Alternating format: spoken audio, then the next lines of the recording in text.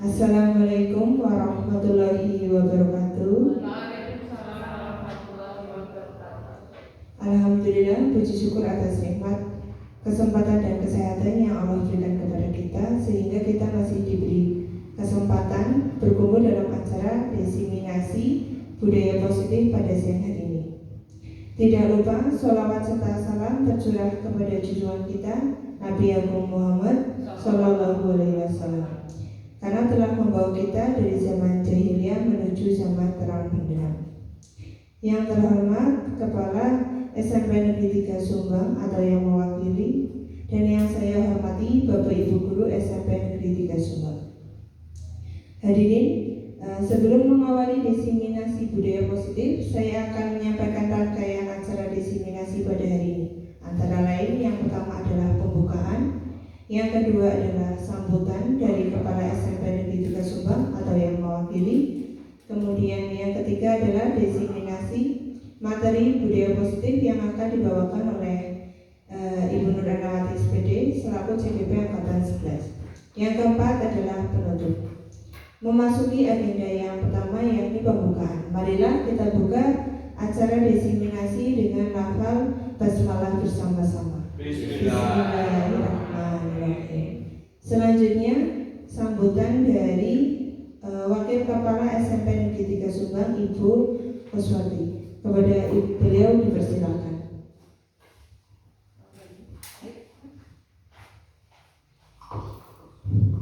Bismillahirrahmanirrahim. Assalamualaikum warahmatullahi wabarakatuh.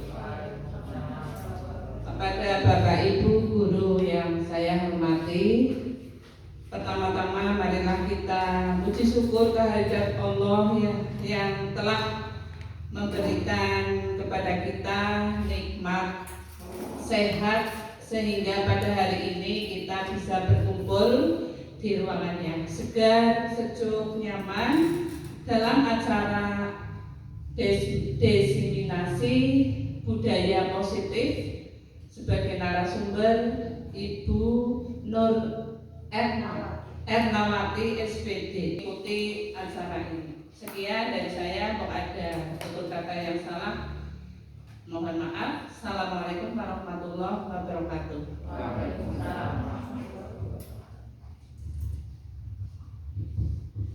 Terima kasih Ibu Kuswati atas sambutannya.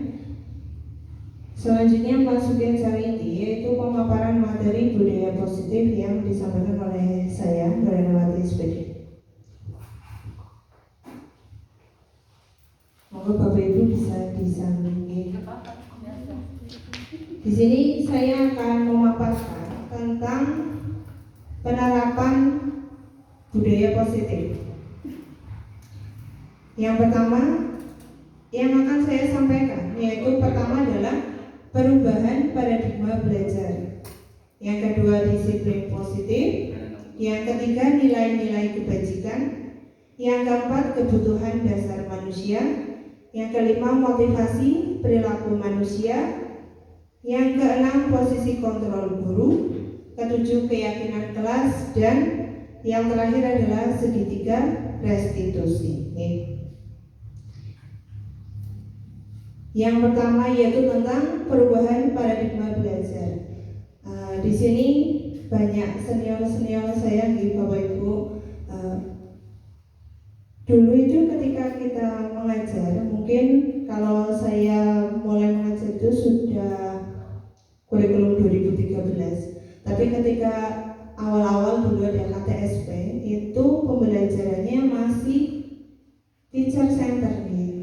Jadi guru itu menyampaikan materi, anak duduk manis di belakang mendengarkan, kemudian jika sudah selesai anak mengerjakan soal atau tugas seperti itu. Tapi apakah itu relevan dengan anak sekarang atau biasanya itu dengan generasi Z? Jadi ternyata jika kita terapkan kepada generasi sekarang itu sudah tidak relevan. Kenapa Bapak Ibu? Salah satu alasannya kalau anak zaman dulu itu kan mainannya nopo biasanya kelereng, congklak, petak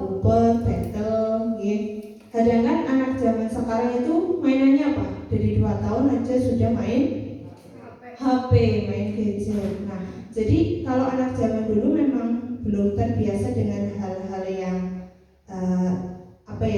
menarik mata mereka gitu, tapi lebih ke permainan-permainan yang berkaitan dengan fisik gitu. Tapi kalau anak sekarang itu lebih cenderung dari 2 tahun itu sudah melihat animasi, sudah melihat video-video permainan, video-video misal kayak cerita gitu, sudah terbiasa dengan hal yang menarik. Jadi ketika sekolah, kok di sekolah tidak menarik, itu anak akan ngantuk, tidak semangat mengikuti pembelajaran. Berbeda dengan siswa-siswa zaman dulu. Kalau zaman dulu kan memang permainannya seperti itu, jadi dengan pembelajaran yang tidak sadar pun itu bekerja atau works gitu ya. Tapi kalau misalnya anak sekarang kita lakukan seperti itu, sudah tidak bekerja lagi gitu, atau tidak efektif. Nah, makanya dalam kurikulum Merdeka itu ada yang namanya pembelajaran berdiferensiasi, di mana pembelajaran tersebut itu ada diferensiasi konten, diferensiasi proses, lingkungan belajar, dan lain-lain. Nah, untuk diferensiasi konten, jadi nanti anak diberi pilihan-pilihan materi, ya, ada yang lewat YouTube mungkin, ada yang lewat buku dan lain sebagainya. Jadi anak itu dengan pembelajaran diferensiasi, anak nanti bisa tidak ngantuk gitu nggih, karena sudah terbiasa dengan gadget yang menarik. Kalau pembelajarannya monoton, anak itu akan bosan, akan ngantuk. Tapi dengan pembelajaran diferensiasi yang menarik, student center, maka akan membuat anak menjadi tertarik mengikuti pembelajaran. Kemudian dengan adanya pembelajaran diferensiasi itu diharapkan mewujudkan profil pelajar Pancasila. Nah, Bapak Ibu pasti sudah tidak asing dengan profil pelajar Pancasila nggih. Ada apa saja dimensinya nggih Bapak Ibu? Beriman dan bertakwa kepada Tuhan Yang Maha Esa. Yang kedua, berkebinekaan global, mandiri, gotong royong, kreatif, bernalar, kritis. Nah, dengan pembelajaran diferensiasi tadi itu diharapkan anak itu bisa muncul kreativitasnya, bisa bernalar dengan kritis. Nah, seperti itu. Kita lanjutkan dulu. Nah, ini beberapa miskonsepsi tentang teori kontrol. Mbak Ira minta tolong kameranya boleh dipindah. Nah, udah cukup. Coba Bapak Ibu perhatikan. Jadi ketika saya minta Mbak Ira untuk memindahkan, Mbak Ira langsung berdiri. Apakah itu karena saya yang mengontrol Mbak Ira atau atas keinginan Mbak Ira sendiri? Atas perintah, tapi betul ada kemauan dari diri sendiri. Mungkin Bapak Ibu pernah minta anak untuk membuang sampah. Nah, tolong sampahnya dibuang ke TPA. Nah, apakah semua anak itu mau, Bapak Ibu? Tidak. Ada yang bedot malah kabur. Nah, jadi bahwa guru itu bisa mengontrol murid itu hanya ilusi. Kemudian yang kedua, bahwa semua penguatan positif efektif dan bermanfaat. Mungkin kita awalnya itu berpikiran ternyata kalau anak dibujuk itu akan berpengaruh positif untuk anak. Tapi yang ada beberapa anak itu justru nantilah nunggu dibujuk sama bu guru baru saya mau melakukan seperti itu. Nantilah nunggu disuruh bu guru itu. Akhirnya jadi ketergantungan. Kemudian bahwa orang dewasa itu berhak memaksa, padahal tidak. Setiap anak itu memiliki penguasaan atas dirinya sendiri, bisa mengontrol dirinya sendiri. Jadi orang dewasa itu tidak punya hak untuk memaksa anak itu. Kemudian bahwa kritik dan membuat rasa bersalah mampu menguatkan karakter. Nah, yang ini kadang nih Bapak Ibu, anak itu ada anak yang dikritik karena mentalnya itu kuat, dia bisa tumbuh. Dari kritik yang diberikan itu bisa tumbuh. Tapi ada anak yang ketika dikritik atau mungkin dengan kata yang cukup kasar gitu, itu malah anaknya jadi down. Nah, sekarang kan zamannya sedang gencar-gencarnya yang namanya mental health gitu. Jadi anak generasi sekarang itu mungkin jika disamakan dengan generasi Bapak Ibu itu jauh berbeda dari sisi mental. Jadi ketika dikritik ada anak yang grow up, ada anak yang malah down. Nah ini membuat rasa bersalah. Misal kayak, duh, ibu kecewa sekali sama kamu, kenapa sih kamu melakukan itu? Kira-kira kalau seperti itu perasaan anak itu bagaimana Bapak Ibu? Merasa bersalah. Akhirnya merasa dirinya itu payah, tidak berguna. Akhirnya apa? Mentalnya drop lagi. Jadi ternyata kritik dan membuat rasa bersalah itu bisa mematikan mental peserta didik.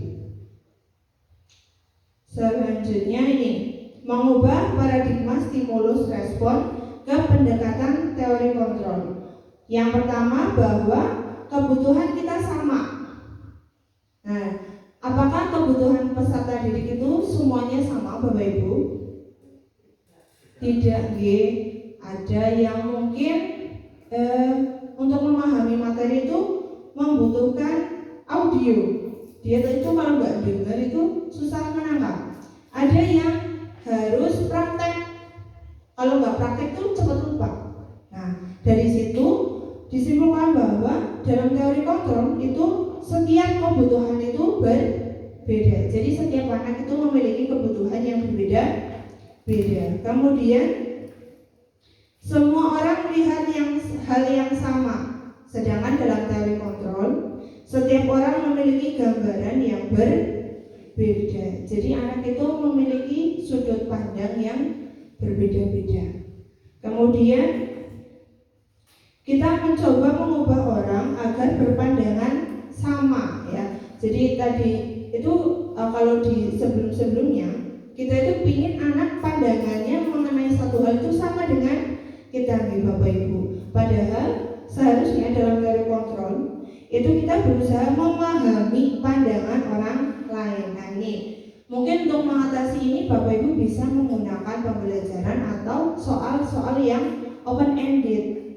Jangan yang jawabannya hanya satu.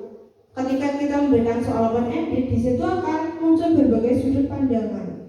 Ya misal kayak bahasa Indonesia, di sini sudut pandangnya tokoh utamanya itu bagaimana, ya. Ternyata nanti anak bisa lewat dari pertanyaan yang open ended itu nanti anak bisa menggali lebih dalam. Kemudian, nah ini orang lain bisa mengontrol saya. Yang sesuai teori kontrol hanya Anda yang bisa mengontrol diri Anda sendiri. Seperti tadi, ya. Kalau Mbak Ira itu tidak memutuskan untuk berdiri membantu, ya tidak akan membantu. Meskipun saya menyuruh Mbak Ira tolong pindahkan kamera, tapi kalau Mbak Iranya nggak mau, ya tidak akan pindah kamera tersebut. Selanjutnya,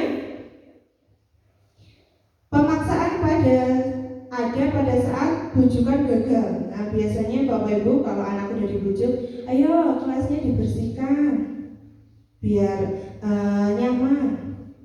Jagung kayak gitu duduk terus anaknya, ayo dibersihkan, kan biasanya gitu ya.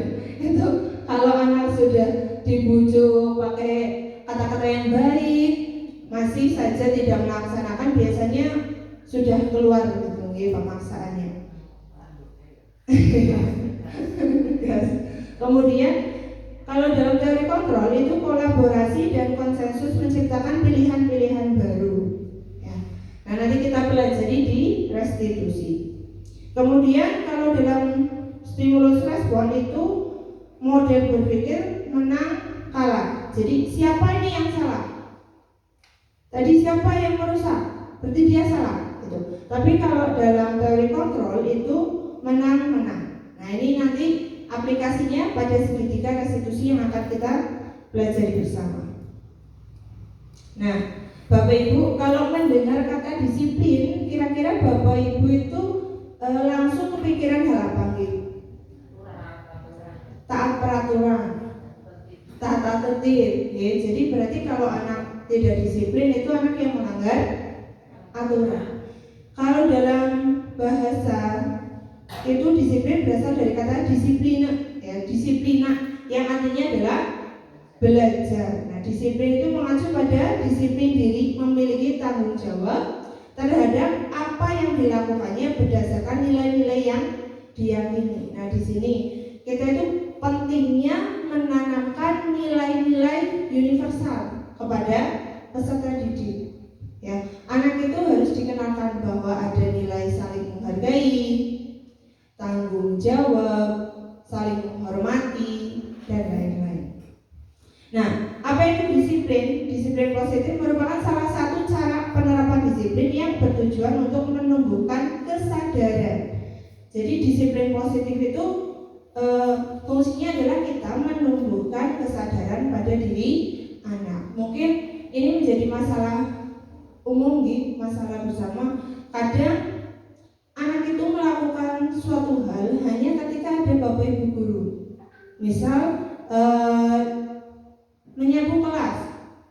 Kalau tidak ada gurunya, mungkin kelasnya tidak disapu. Nah, berarti kan itu karena belum tumbuh kesadaran diri. Nah, sebagai pendidik, tujuan kita adalah menciptakan peserta didik yang memiliki disiplin diri sehingga mereka berperilaku mengacu pada nilai-nilai. Nah, jadi di sini sebagai guru itu kita berupaya untuk menumbuhkan kesadaran anak terhadap nilai-nilai yang diyakini bersama. Nah, di sini kita akan belajar tentang nilai-nilai kebajikan. Apa itu nilai-nilai kebajikan? Nilai-nilai kebajikan adalah nilai-nilai yang tidak memandang ras, agama, suku bangsa. Jadi nilai-nilai kehidupan yang secara umum. Contohnya di sini saya ambil dari profil pelajar Pancasila. Ada tadi beriman, berkebinekaan global, gotong royong, mandiri, kreatif, dan bernalar kritis. Terus ada lagi juga dari IBO Primary Years Program. Itu bacanya benar nggak ya Bu Intan?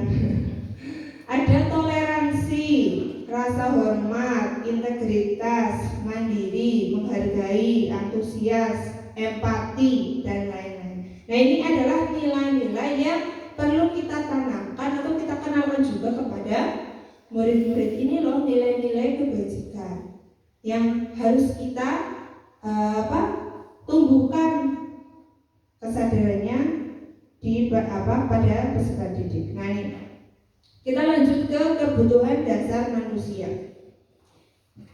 Bapak Ibu biasanya kalau di kelas itu Bapak Ibu menemui masalah apa pada peserta didik yang secara umum? Iya, lapar. Biasanya kalau anak lapar ketika pembelajaran bagaimana nih Bapak Ibu? Ngantuk, ya, langsung nempel meja.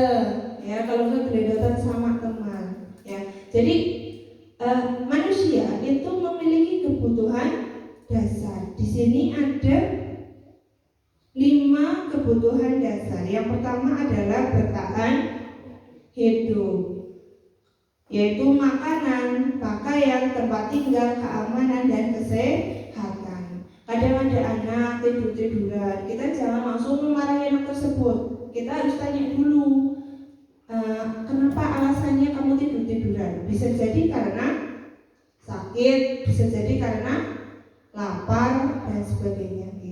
Kemudian kasih sayang dan rasa diterima. Nah, sedikit sharing Bapak Ibu, saya itu dulu namanya juga mahasiswa baru lulus. Ketika mengajar itu awal-awal saya ingin menerapkan, karena saya guru matematika, saya harus galak biar anak itu nanti taat.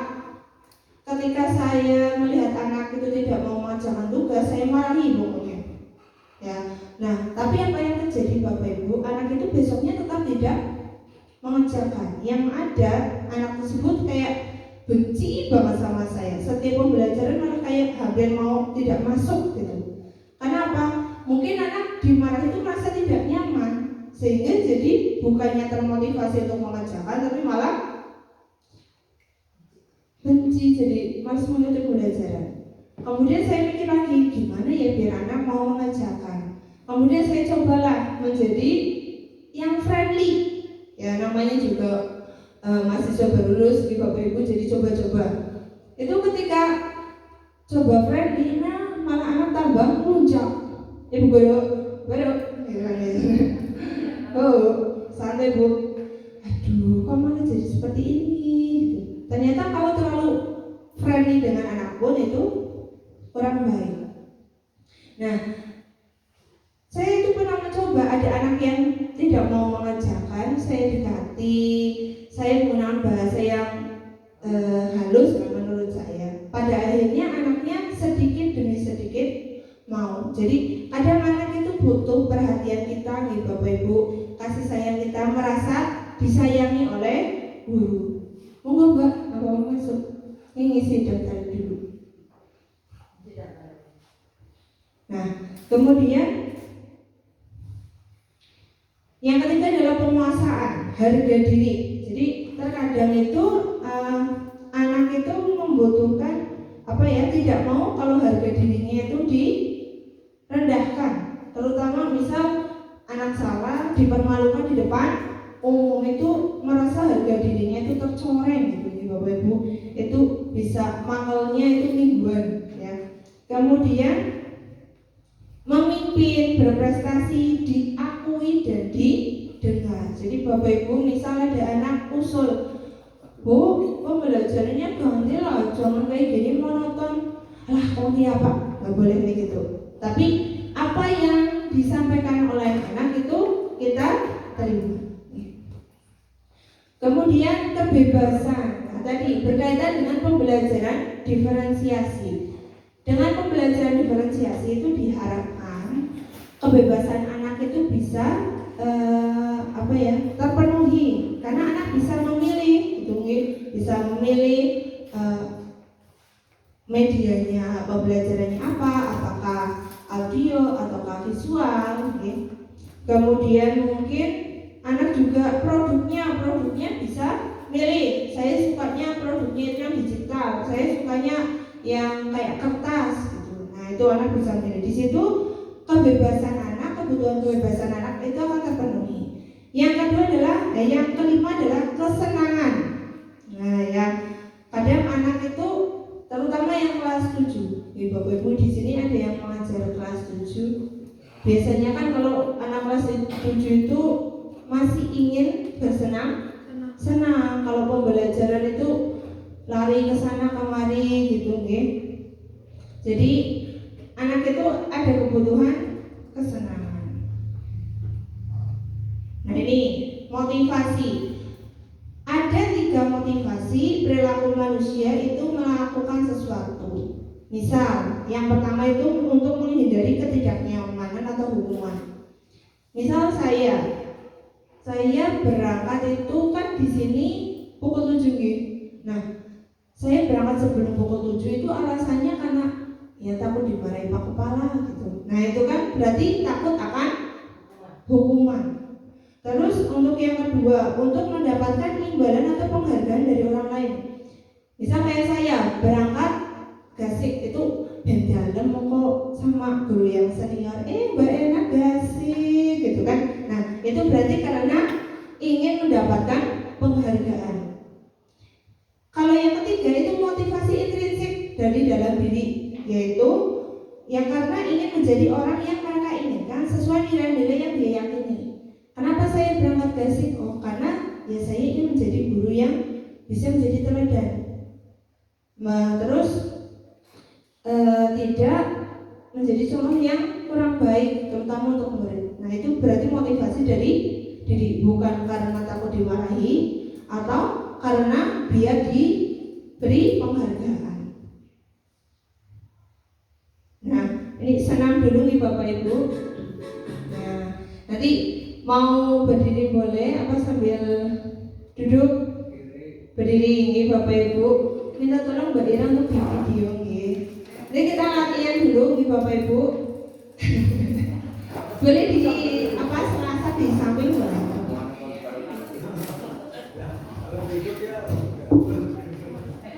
Saya udah berdiri loh Pak.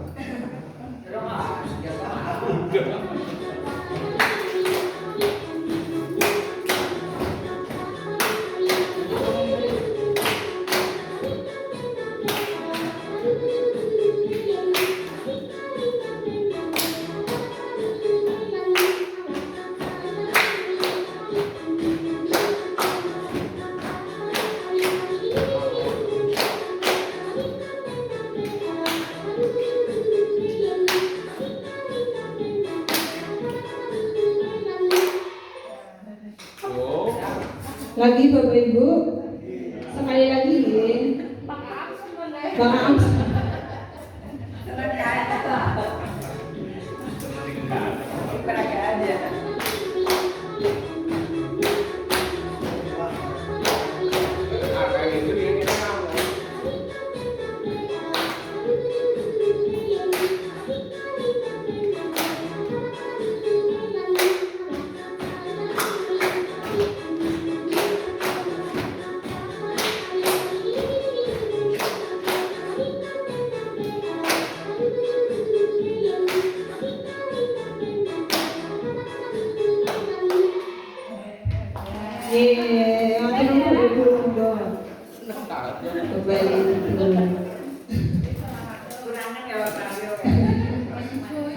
Besok lagi Pak Mario. Nah, sekarang tadi kan kita sudah mempelajari tentang motivasi dan kebutuhan manusia.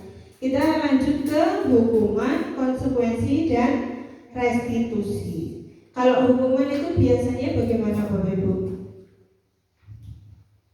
Hukuman tidak dibuat bersama-sama begitu. Nggih, jadi tiba-tiba saja loh, tiba-tiba dihukum gitu kan nggih. Nah, kemudian murid itu tidak tahu apa-apa. Tidak tahu bahwa dia melakukan A itu nanti hasilnya dia akan B gitu. Jadi hanya sepihak saja. Kemudian bersifat satu arah tadi. Dan berupa hukuman fisik maupun psikis. Contoh seperti push up, lari keliling lapangan, berdiri di depan kelas. Kemudian kalau konsekuensi itu terencana atau disepakati.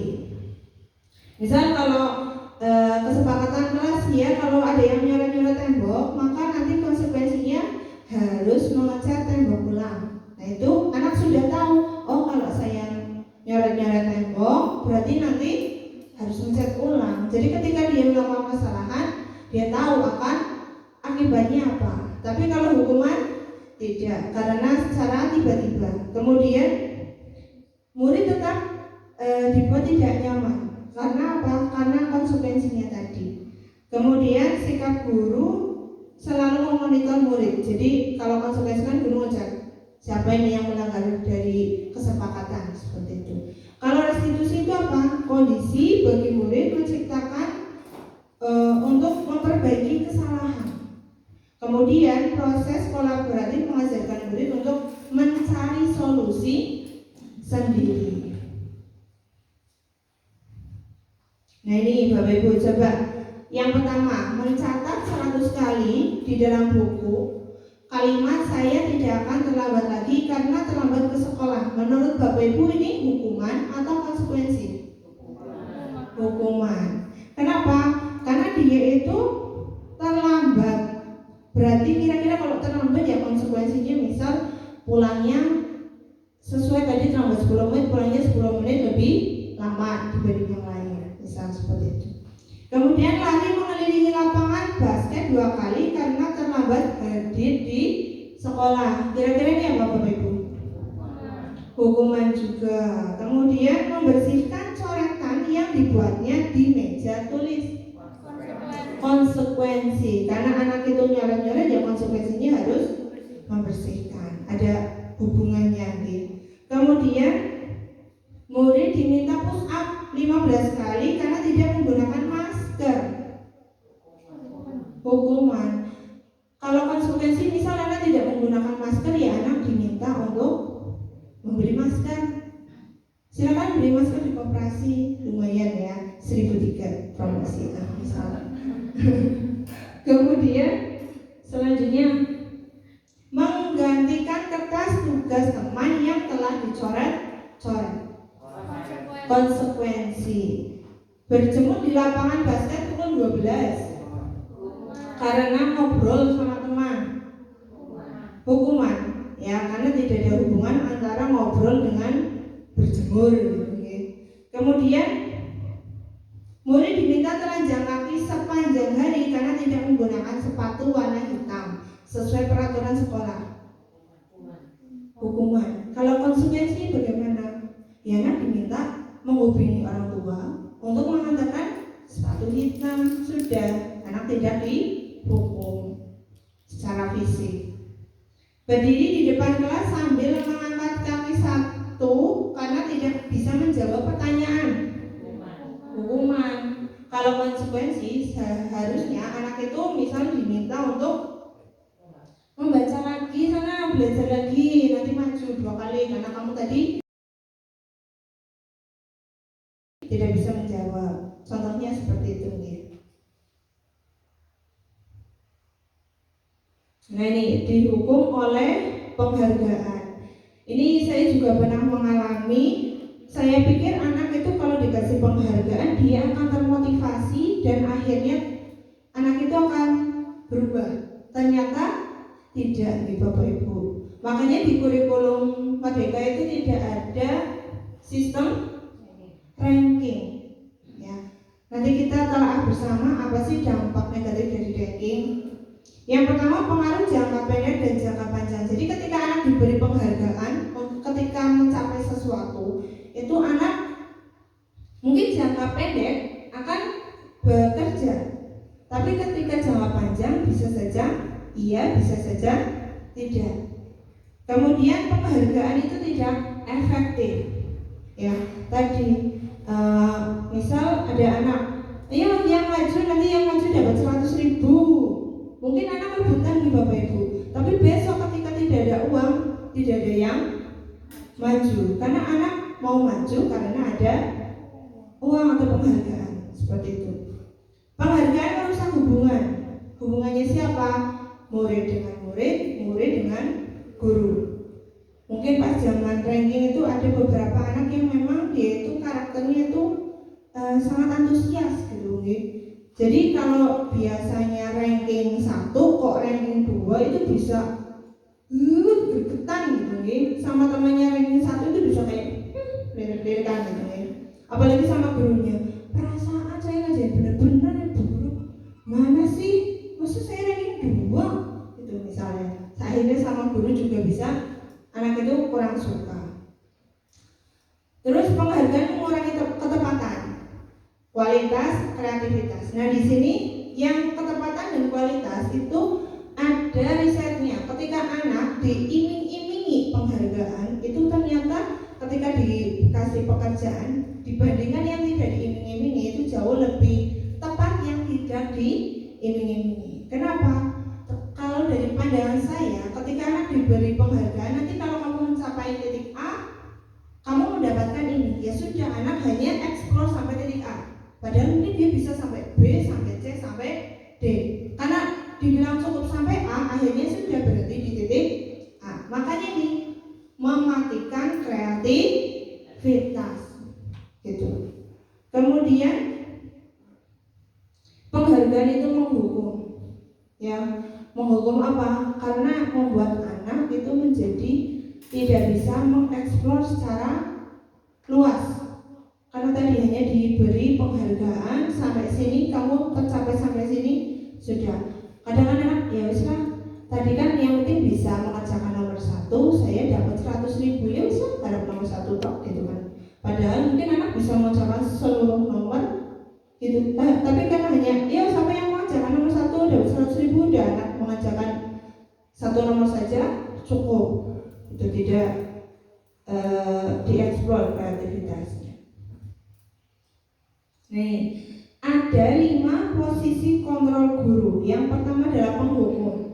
Tadi misal ada kasus ya, penghukum, pembuat rasa bersalah, teman, pemantau, manajer. Kita langsung ke contoh saja. Nah ini misalnya ada kasus siswa tidak memakai atribut lengkap saat upacara bendera. Kalau tipe penghukum itu kamu tidak pakai atributnya, hormat bendera 1 jam. Bisanya nggak pakai atribut, kan biasanya kayak gitu nih. Nah itu tipe penghukum. Kalau tipe yang pembuat rasa bersalah itu biasanya pakai nada lembut, ya, lembut-lembut menusuk gitu ya. Beberapa kali ibu harus memberitahu kamu selalu saja mengecewakan bapak ibu. Bapak ibu harus gimana lagi sama kamu, mas? Gitu kan. Anak akhirnya jadi gimana? Iya bu, maaf. Kan biasanya gitu nih. Jadi anak itu merasa bersalah, merasa dirinya itu gagal. Kemudian ada lagi tipe teman. Nah ini yang pernah saya praktekkan ternyata gagal juga gitu. Ayo dong ikuti aturan sekolah, tolong bantu ibu bapak sekali ini saja. Ya sudahlah, tidak apa-apa, lain kali jangan berbuat seperti ini lagi ya. Nah terkadang anak itu akhirnya menyepelekan atau mungkin bekerja ke guru tersebut, ke guru yang lain, tidak. Ya sudah, karena saya senangnya sama Bu Intan. Bu Intan kan baik, kalau Bu Intan yang nyuruh saya mau gitu kan. Nah ketika Bu tadi gitu kan. Nah itu kenapa? Karena teman. Jadi anak itu ya sudah sukanya sama guru A yang mematuhi guru A gitu. Jadi tidak memberikan jangka panjang. Nah ini tipe pemantau. Kalau pemantau itu ya memantau saja, tidak terlalu terlibat banget gitu ya, hanya mementingkan peraturan-peraturan. Kamu sudah melanggar peraturan sekolah, kamu tahu kan konsekuensinya apa? Nah setelah upacara kamu beli atribut ke koperasi dan jangan diulangi lagi. Jadi kalau tipe pemantau ya anak salahnya apa dikasih tahu konsekuensinya ini. Kalau kamu misal tidak pakai masker ya sudah, sana beli masker. Ya, seperti itu. Kalau tipe manajer itu guru mengelola anak sampai dia menemukan solusinya sendiri. Kamu tahu tidak kamu kesalahannya apa? Nah, untuk menangani kesalahan kamu itu kira-kira kamu harus bagaimana? Nggak tahu bu, ya, aduh, jadi ngomong video mana kan kayak gitu nih. Nah ini kira-kira saya kecewa sekali sama kamu. Ini tipe yang mana nih Bapak Ibu? Yang membuat rasa bersalah. Kemudian kamu selalu saja salah. Penghukum, ya, salah biar atau benar. Kemudian yang ketiga, nah apa rencana untuk menyelesaikan masalah ini? Manajer. Jadi kalau manajer itu bedanya sama yang tadi pemantau. Kalau pemantau ngasih tahu solusinya langsung, kalau yang manajer itu menggali anak untuk mencari solusinya sendiri. Nah, ayolah lakukan demi ibu, teman. Terakhir, kamu tidak pernah mendapatkan nilai jika tidak mengerjakan tugas pemantau. Ya, jadi kamu tuh nanti tidak dapat nilai kalau kamu tidak mengerjakan tugas. Nanti kamu akan pulang ambil sepatu hitam kalau kamu tidak memakai sepatu hitam. Nah itu tipe pemantau. Nah kita tepuk semangat dulu nih Bapak Ibu. Saya contohkan dulu ya. Jadi tepuk semangat. Ding ding dung dung dung. Dan dan dan ding ding dung dung dung dan dan dan. Aha aha ma. Aha aha.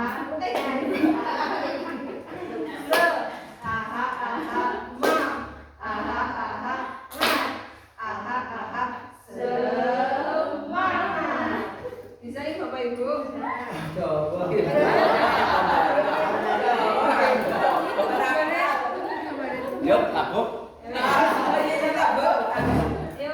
Yuk. Jangan, ngadep.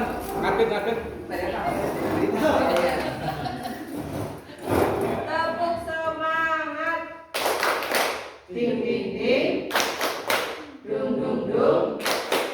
Dang dang dang. Ding ding ding. Dung dung dung. Dang dang dang. Aha aha. Ma. Aha aha. Ma. Aha aha.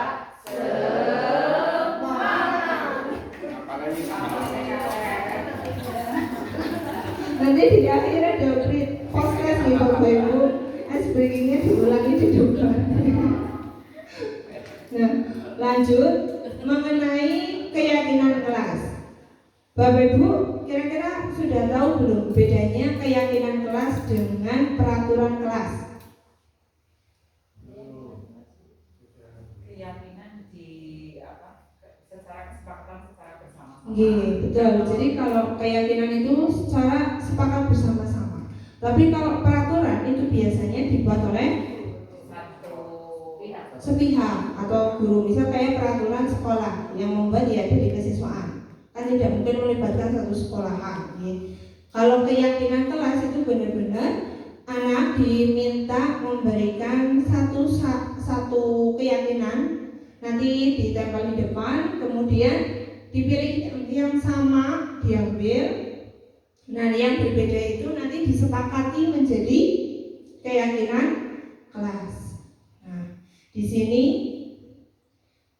perbedaannya adalah yang pertama tadi yang disebutkan oleh Bu Tatik nih, bahwa kalau kesepakatan kelas itu melibatkan siswa, sedangkan kalau peraturan itu tidak, hanya satu pihak saja.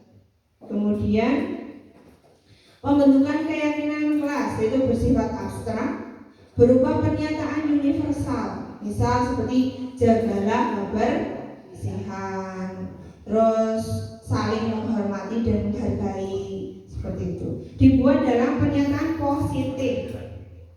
Kalau pernyataan negatif itu yang pakainya dilarang, tidak boleh. Misal dari kata dilarang membuang sampah sembarangan, jika diubah menjadi kalimat positif itu menjadi buanglah sampah pada tempatnya atau jagalah kebersihan, seperti itu. Kemudian sedikit agar mudah diingat. Ya, misal jagalah kebersihan itu kan lebih mudah diingat dibanding tidak boleh membuang sampah sembarangan, itu kan jauh lebih panjang. Terus semua warga sekolah itu dilibatkan. Nah, kemarin saya juga sudah mencoba praktek membuat keyakinan kelas. Itu ternyata anak antusias. Ketika saya tanya, anak-anak kalian ingin kelasnya itu bagaimana? Yang bagus Bu, yang wangi, yang nyaman Bu. Gitu. Ternyata anak itu punya mimpi-mimpi terkait kelasnya itu bagaimana. Nah, kalau misal kalian ingin kelas yang seperti itu, untuk mewujudkannya kira-kira harus bagaimana? Silakan kalian tulis satu keyakinan kelas, ditulis di kertas, dikumpulkan ke depan, kemudian dirumuskan secara bersama-sama. Ketika sudah, itu nanti keyakinan kelasnya ditulis, bawahnya ada nama anak tanda tangan. Sebagai tanda anak itu menyepakati keyakinan kelas yang sudah dibentuk. Selanjutnya ini segitiga restitusi. Apa itu segitiga restitusi? Jadi ada 3 tahapan segitiga restitusi. Yang pertama adalah menstabilkan identitas. Yang kedua, validasi kesalahan. Yang ketiga, menanyakan keyakinan. Contohnya, kalau yang menstabilkan identitas itu bahwa membuat salah itu adalah proses dari pembelajaran. Kata-katanya misal seperti ini, berbuat salah itu wajar, Bu Guru juga pernah seperti kamu. Ya, Ibu itu tidak sedang mencari siapa yang salah, siapa yang benar, tapi mau membantu kamu mencari solusi. Wajar, namanya juga manusia. Jadi membuat anak seakan-akan dia itu bukan tersangka utama yang paling salah gitu.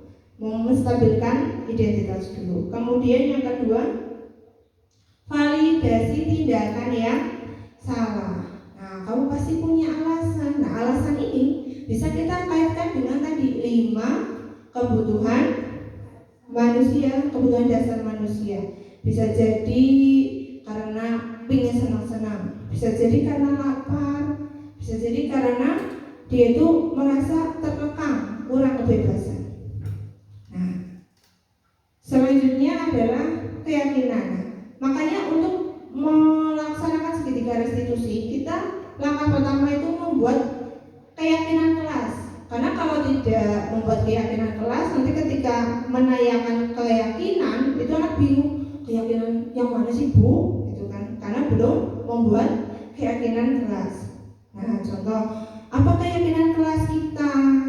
Nah, nilai-nilai apa yang telah disepakati bersama? Menurut kamu, tindakan kamu itu tidak sesuai dengan keyakinan yang mana? Gitu. Berarti untuk menyelesaikan masalah tersebut, kamu harus bagaimana? Nah, di sini saya berikan contoh. Mohon maaf ini agak saya keraskan sebentar gitu, Ibu. Ini berdasarkan kisah nyata, tapi pelakunya bukan ini nih, karena kalau pakai anak yang tersebut takutnya tidak terkondisi. Jadi ini hanya role play. Tapi kasusnya ini deh. Jadi ada anak yang merebut HP temannya, kemudian bertengkar, dan temannya lihat temannya yang lain ikut membantu teman yang merebut tadi. Akhirnya anaknya dibully, ditendang-tendang tasnya, bukan anaknya, tasnya ditendang-tendang, dilempar-lempar. Nah, ini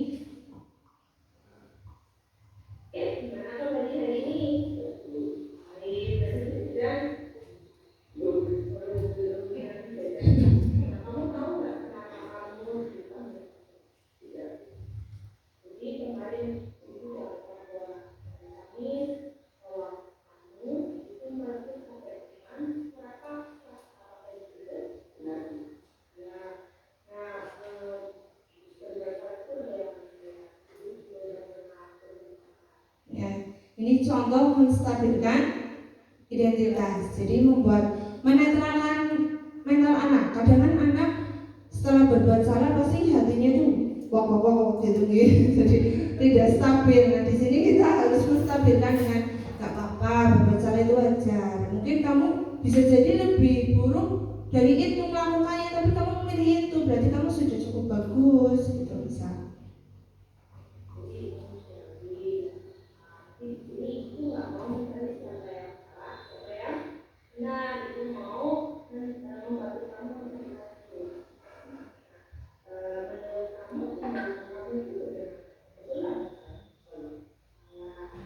Ya, ini yang tadi ya, validasi tindakan yang salah. Alhamdulillah kalau anaknya mengaku. Kadang kan ada yang sudah salah tapi tidak mau mengakui. Nah, itu butuh ekstra lagi ini. Nah, kemudian lanjut. Kamu coba ceritakan alasannya kenapa merebut HP teman.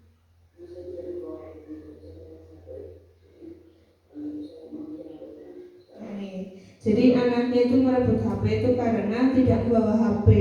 Satu kelas main HP dia nggak bawa. Akhirnya merebut yang itu paling mudah itu untuk dibully guys gitu kan. Ayo kita rebut gitu. Kan makanya anak yang di kasus itu anaknya sama-sama badannya itu kecil. Mungkin kalau kecil anak yang badannya kecil kan nggak mungkin berani untuk yang membuli yang lebih besar gitu nih. Nah, lanjut. Saya nggak masalah, itu nggak masalah. Tapi ada saya membuat teman kamu tuh nggak nyaman. Dia tuh pemimpinnya bagaimana? Kamu masih keyakinan kita. Ini menanyakan keyakinan. Mencerminkan nilai tersebut tidak.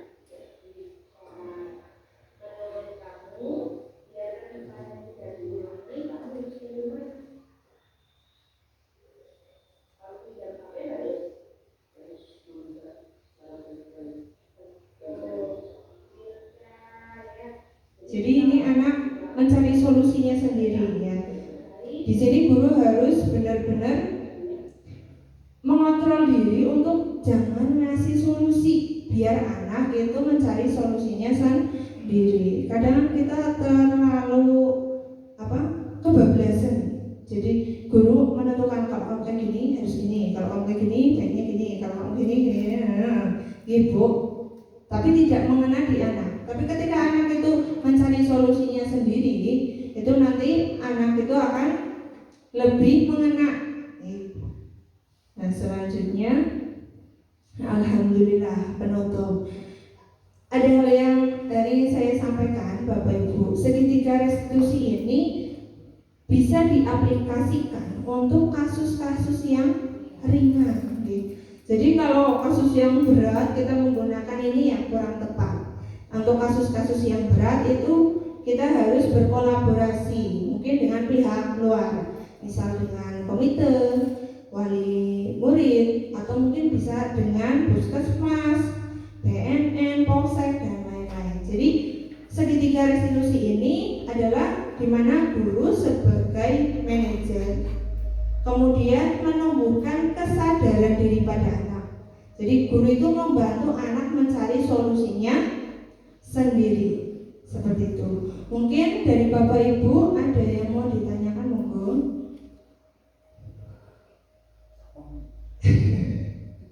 Oke. Kalau sudah saya tutup dulu.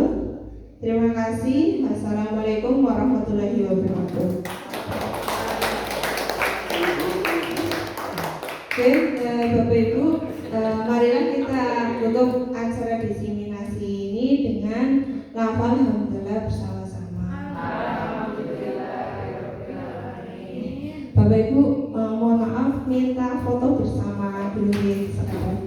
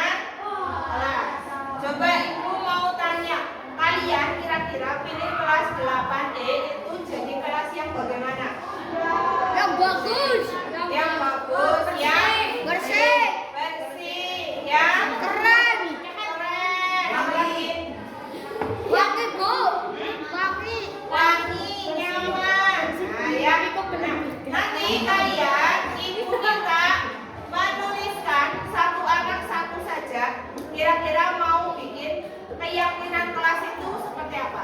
Ya.